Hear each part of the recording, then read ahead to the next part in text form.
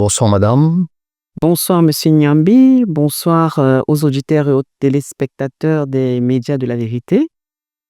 Oui, mesdames, messieurs, ce soir, nous parlons de l'auto-emploi, l'entrepreneuriat. Oui, madame, avec vos permissions, qu'est-ce que l'auto-emploi? Alors, l'auto-emploi, déjà, c'est le fait de s'auto-employer soi-même, Oui. c'est-à-dire de créer de l'emploi par soi-même, de ne pas travailler pour une tierce personne. Donc, c'est l'action d'entreprendre et de créer une entreprise génératrice de revenus. Hmm. Oui. Là, on peut dire que c'est une initiative personnelle et puis on peut également accompagner la personne. C'est exact. Oui, effectivement, c'est une initiative individuelle et généralement, certaines personnes se font accompagner. D'autres, bon, ils se lancent aussi comme ça, mais l'idéal, c'est de se faire accompagner.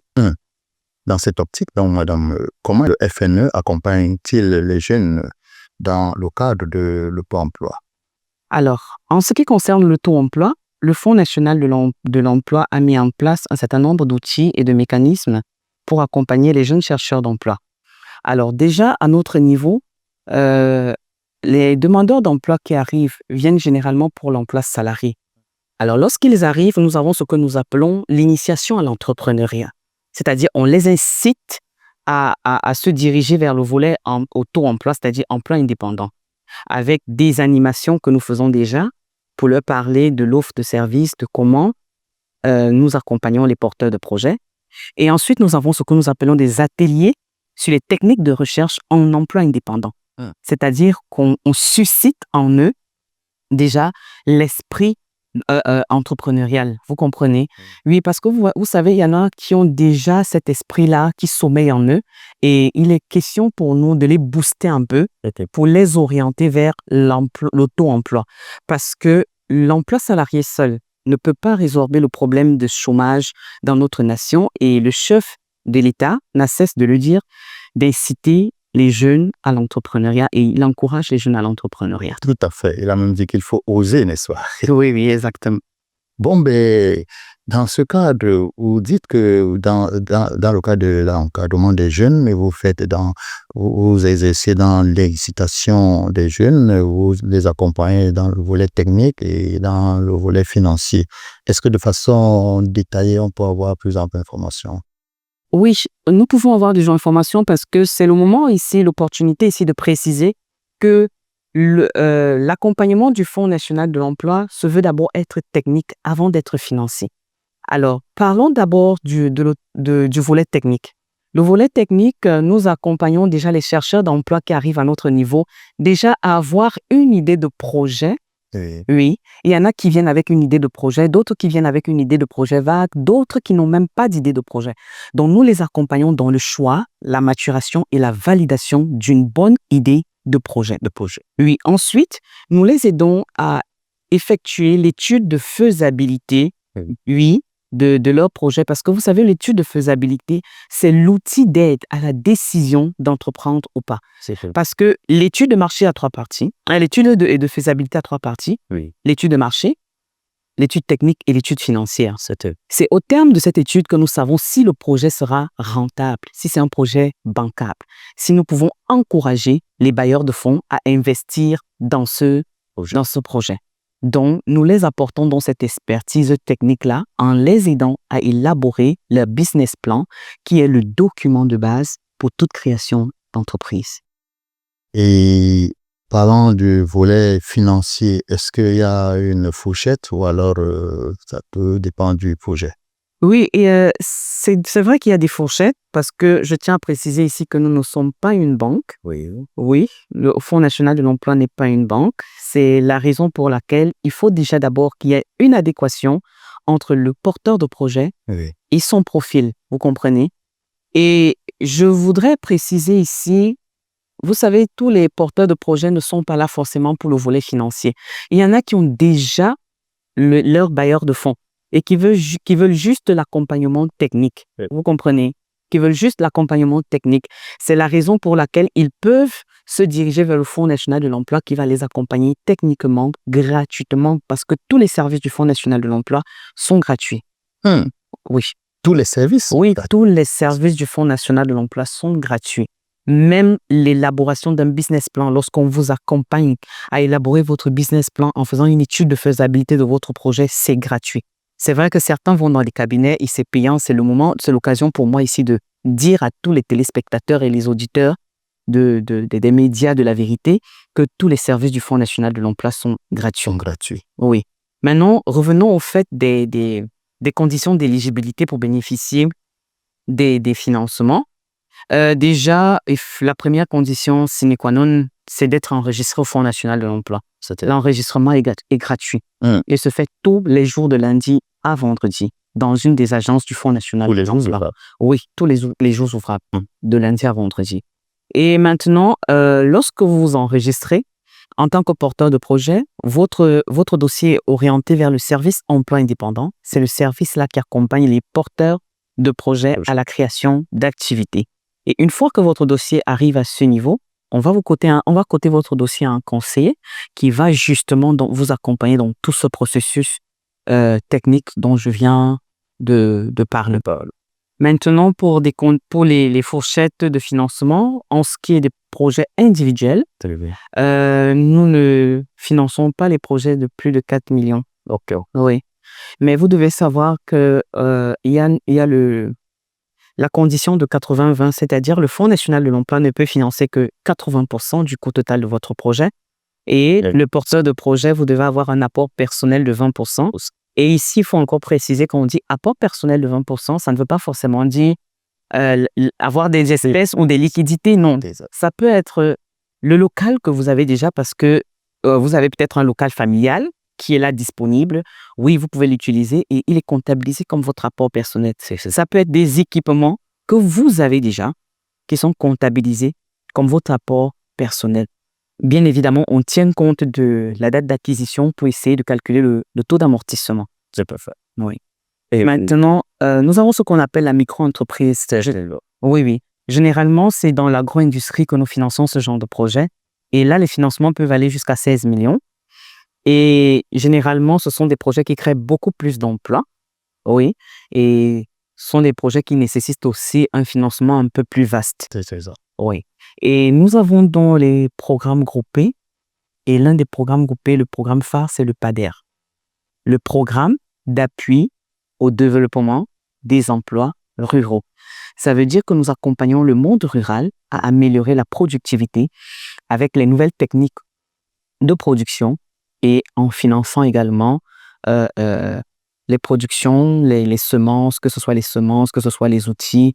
Et leur apport personnel, ce sont les terres cultivables. Oui.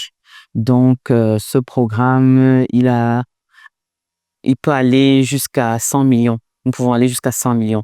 Mais ce que je voudrais préciser ici, c'est qu'on ne finance pas un individu, mais nous finançons des groupes de personnes qui sont constitués en association. Exactement, en association légalisée. Ça peut être les GIC, et comme les GIC tendent à disparaître, les sociétés coopératives. Oui, et nous devons également préciser que nous finançons pour le moment les spéculations de très court terme. Tels que le maïs, le manioc, tout ce qui est culture maraîchère, tels que le piment, gombo, pastèque. Mais les spéculations de longue durée, telles que la banane plantain, le cacao, nous n'accompagnons pas encore pour le moment. D'accord.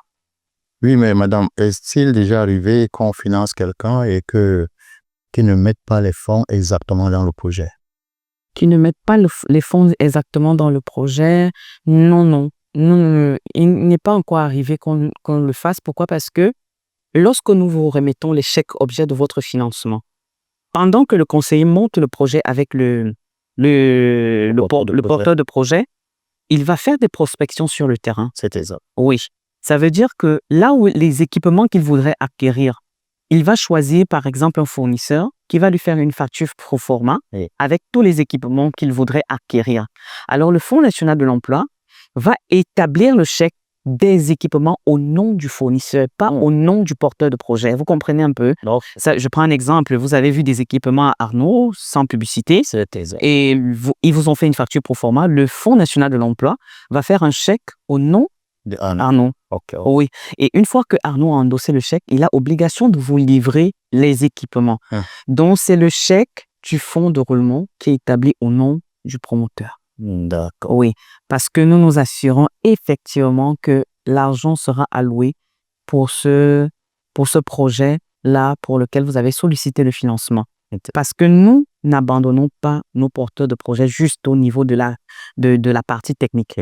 Même au niveau de la partie technique, nous faisons les descentes sur le terrain pour nous assurer effectivement que voilà ce qu'il faut, qui sera fait. Et lorsqu'il y a le financement, nous continuons également à l'encadrer dans le cadre du suivi conseil. Oui, justement, c'est la question que j'étais à vous poser. Est-ce qu'il y a le suivi et évaluation? Oui, bien sûr, il y a le suivi parce que vous savez, tout programme que vous mettez en place, il doit être évalué. Donc, nous faisons d'abord ce qu'on appelle le suivi pour nous rassurer que ce que nous avons fait dans le business plan, c'est également ça qui est implémenté sur le terrain. Et sur le terrain, vous pouvez rencontrer des difficultés. Le conseiller est là justement pour apporter, à travers notre expertise, des conseils justement pour permettre à l'activité de bien décoller et surtout la pérennité de cette activité et des emplois créés. D'accord. Madame, c'est vrai que ce que vous avez distillé, je crois que ça a édifié plus d'un. Mais alors, je ne sais pas s'il y a une question qu'on aimerait bien vous poser et qui n'a pas été posée. Enfin, que vous souhaiteriez qu'on vous pose et qui n'a pas été posée, surtout dans le cadre de l'auto-emploi où vous voudriez davantage édifier les jeunes ou alors les auditeurs et téléspectateurs des médias de la vérité. Bon, une question, rien ne me vient à l'esprit pour le moment, mais je pourrais juste donner un conseil. Oui, un conseil. Et inciter tous les auditeurs et les téléspectateurs des médias de la vérité à venir, à se rendre au Fonds national de l'emploi, ceux qui sont dans la recherche de l'emploi, que ce soit l'emploi indépendant, que ce soit l'emploi salarié, pour bénéficier de toutes ces mesures et outils, programmes que l'ingénierie du Fonds national de l'emploi a bien mis en place pour accompagner les chercheurs d'emploi. Qui n'aient pas peur, qui ne se disent pas que c'est l'affaire des autres, mais qui sachent qu'effectivement, on reçoit tout le monde et surtout beaucoup plus ceux-là qui sont des porteurs de projets, qui sont ambitieux, qui voudraient gagner honnêtement leur vie en travaillant. Exactement. Et là, ils auront l'occasion aussi de rencontrer des success stories, c'est-à-dire des personnes comme eux, qui étaient comme eux avant et qui ont bénéficié, par exemple, de l'accompagnement du Fonds national de l'emploi dans les deux volets, que ce soit un emploi indépendant ou un emploi salarié, et qui aujourd'hui ont leur emploi. Donc, et je pense que ça va beaucoup les booster également à continuer dans ce processus avec le Fonds national de l'emploi, parce que nous sommes le bras séculier de l'État pour la lutte contre le chômage. Donc, madame, une fois de plus, merci parce que au quartier, certains se disent que ils n'ont pas de moyens, ils n'ont personne. Or, l'opportunité leur est offerte. Les portes du FNE leur sont ouvertes. Et il suffit seulement d'oser. Il ne faut pas rester au quartier et se mettre à pleurnicher. Il faut faire le pas, se diriger dans l'une des agences du FNE. Et la solution est là, les cadres sont là, les conseillers sont là pour les accueillir et pour les orienter. Bien évidemment, nous avons une représentation dans toutes les 10 régions. Il y a même des régions qui ont plus d'une agence, par exemple la région du littoral, la région du centre. Donc, je voudrais encore une fois de plus inviter massivement ceux qui sont encore à la maison, et qui sont dans la recherche d'un emploi, et particulièrement ceux qui veulent se lancer à leur propre compte à venir s'enregistrer au Fonds national de l'emploi. Et je tiens à préciser encore que tous nos services sont gratuits dès l'enregistrement. Alors, madame, une fois de plus, merci. Merci pour la dextérité avec laquelle vous avez pu édifier les fidèles auditeurs et téléspectateurs des médias de la vérité. Je ne sais pas si vous avez un dernier mot à dire. Enfin, un dernier mot. Je voudrais déjà remercier les médias de la vérité pour ce canal qui nous permet de communiquer sur notre offre de service. Vous savez que cette année, le directeur général du Fonds national de l'emploi, M. Mouté Abidja Eskani, a lancé une campagne intensive de communication dont il est question de nous rapprocher davantage de notre public cible. Oui, pour présenter notre offre de service et inciter cela à venir au Fonds national de l'emploi. Donc, nous voulons vraiment vous remercier pour cette opportunité. Et vivement, oui, merci. Et vivement que tous ceux qui nous entendront se dirigent vers le Fonds national de l'emploi, que ce soit ceux qui ont besoin d'un accompagnement technique pour leur projet, que ce soit ceux qui ont besoin d'un accompagnement financier. Donc, le Fonds national de l'emploi est disponible et nos services sont gratuits. Merci, madame, une fois de plus pour votre disponibilité. Je vous remercie.